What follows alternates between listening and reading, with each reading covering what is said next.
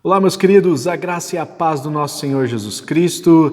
Vamos dar sequência à nossa série devocional, hoje no livro de Ezequiel, no capítulo 14, e eu quero te incentivar a ler este livro magnífico, a também deixar aqui o seu comentário aqui embaixo, se esse livro se o estudo desse livro tem contribuído para o seu crescimento espiritual. Também quero te incentivar a compartilhar esse vídeo, também outros vídeos da nossa playlist, não só de Ezequiel, temos vários estudos bíblicos aqui de vários livros, está bem legal o conteúdo que nós temos disponibilizado para vocês, são conteúdos bíblicos, isso é mais importante de dizer, porque não tem doutrina, é Bíblia, é o estudo bíblico, Então, aquilo que a gente olha para a Bíblia e enxerga não é uma teologia sistemática, mas é um estudo bíblico e essa é a nossa proposta e queremos nos aprofundar então nesse texto. Vamos hoje no capítulo 14 de Ezequiel, vamos ver o que diz a palavra do Senhor. Algumas das autoridades de Israel vieram e se sentaram diante de mim. Então o Senhor me falou: Filho do homem, estes homens ergueram ídolos em seus corações e puseram tropeços ímpios diante de si. Devo deixar que me consultem? Ora, diga-lhes: assim diz o soberano Senhor: quando qualquer israelita erguer ídolos em seu coração e puser um tropeço ímpio diante do seu rosto e depois for consultar um profeta, eu, o Senhor, eu mesmo, responderei a ele conforme a sua idolatria. Isto farei para reconquistar o coração da nação de Israel, que me abandonou em troca de seus ídolos. Por isso diga à nação de Israel, assim diz o soberano Senhor: arrependa-se, desvie-se dos seus ídolos e renuncie a todas as práticas detestáveis.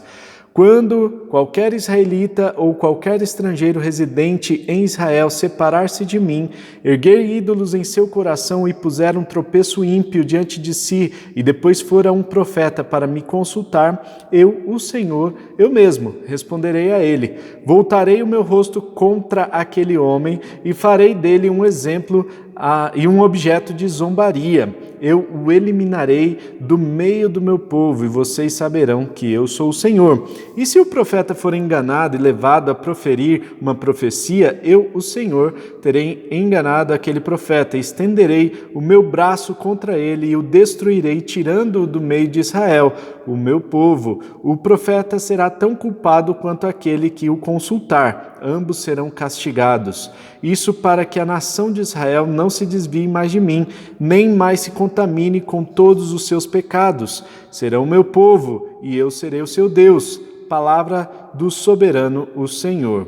Essa palavra do Senhor veio a mim: filho do homem, se uma nação pecar contra mim por infidelidade, estenderei contra ela o meu braço para cortar o seu sustento, enviar fome sobre ela e exterminar seus homens e seus animais. Mesmo que estes 3 homens, Noé, Daniel e Jó, estivessem nela, por sua retidão eles só poderiam livrar a si mesmos. Palavra do Senhor, do soberano Senhor.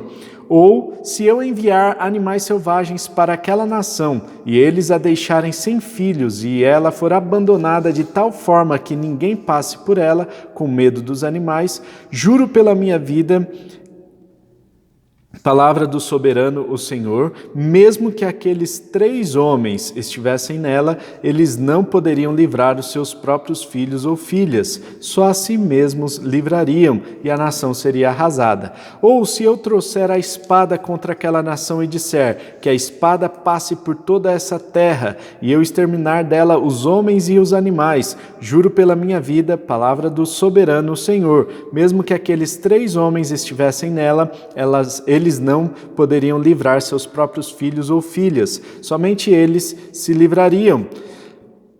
Ou se eu enviar uma peste contra aquela terra e despejar sobre ela a minha ira, derramando sangue, exterminando seus homens e seus animais, juro pela minha vida, palavra do soberano, o Senhor, que mesmo que Noé, Daniel e Jó estivessem nela, eles não poderiam livrar os seus filhos e filhas. Por sua justiça, só poderiam livrar a si mesmos.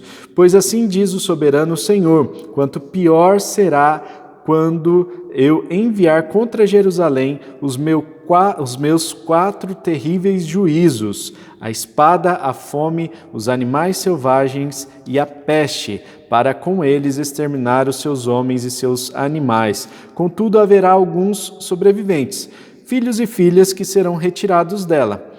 Eles virão a vocês, e quando vocês virem a conduta e ações deles, vocês se sentirão consolados com relação à desgraça que eu trouxe sobre Jerusalém.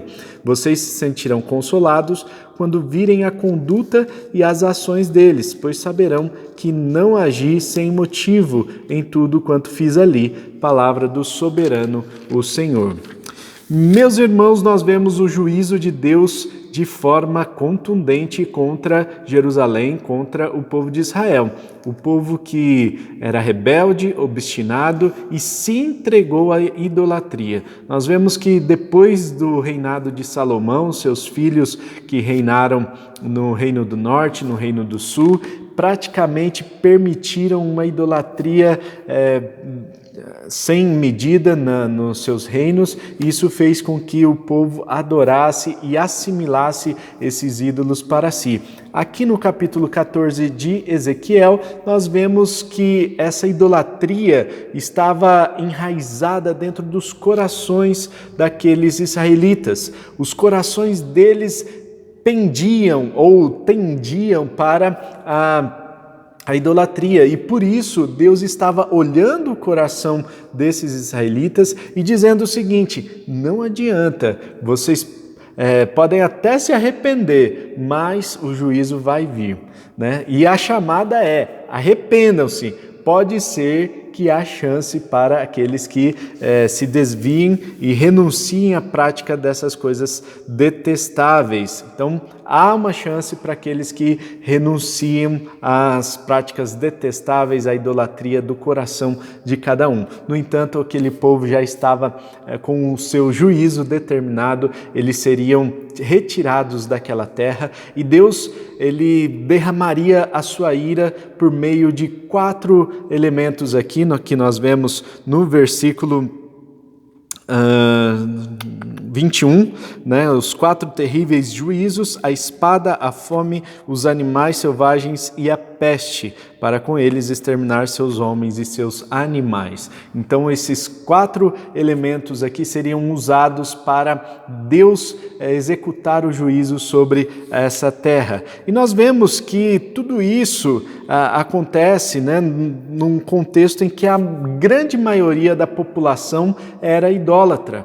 E Deus está dizendo aqui, mesmo que Noé, Daniel, Jó, homens justos, que reconhecidamente justos na palavra de Deus no Antigo Testamento, mesmo que eles estivessem presentes ali no meio do povo, nós vemos que nem isso poderia salvar aquele povo do juízo que já estava determinado para eles. Noé, Jó e Daniel, eles seriam justificados por si mesmos, né? Por serem justos, eles seriam salvos, mas o restante, nem seus filhos, nem suas filhas, nem seus parentes mais próximos, nem ninguém que estivesse junto com eles seria salvo, já que a idolatria tinha tomado conta de todos os corações naquela época. Agora eu quero chamar a atenção dos irmãos para uma questão específica aqui nos versículos, no começo aqui do capítulo 14, ele fala da idolatria do coração, né? Erguer ídolos em seu coração,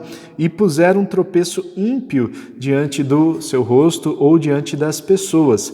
Percebam aqui que a idolatria pode não ser algo explícito, pode não ser algo visível para todas as pessoas, pode ser algo que está, às vezes, tomando o lugar de Deus dentro dos nossos corações, e às vezes nós nem nos damos conta daquilo que nós estamos fazendo. Por isso é tão importante vigiarmos, por isso é tão importante nos arrependermos sempre e abandonarmos essas práticas detestáveis e vira e mexe revisarmos a nossa vida. Será que nós estamos colocando alguma outra coisa ou algum outro Deus que não seja o nosso Deus no lugar de Deus, né?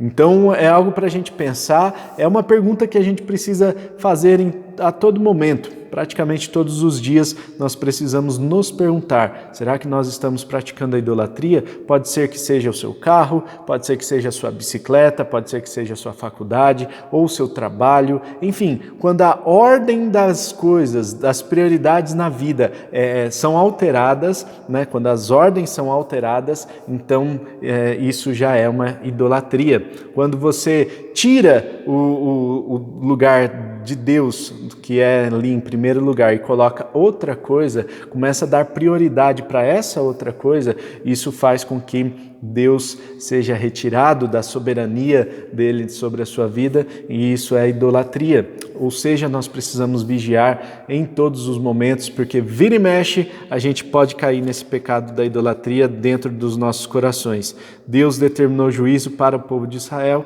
e Ele vai determinar juízo também para as nossas vidas, pois é um pecado, é algo que precisa de arrependimento. No final do texto nós vemos Deus justificando, por meio do profeta Ezequiel, a desgraça que recairia sobre a cidade de Jerusalém. Afinal, esse povo havia abandonado os caminhos do Senhor. Quanta gente tem ídolos em seus corações. Não estou falando só de imagens, não estou falando só de coisas que são descaradas, mas às vezes coisas que estão dentro do nosso coração que estão tomando o lugar de Deus. A pergunta que eu tenho que fazer hoje, né, para você e para mim também: o que tem tomado o lugar de Deus nas nossas vidas? Vamos orar?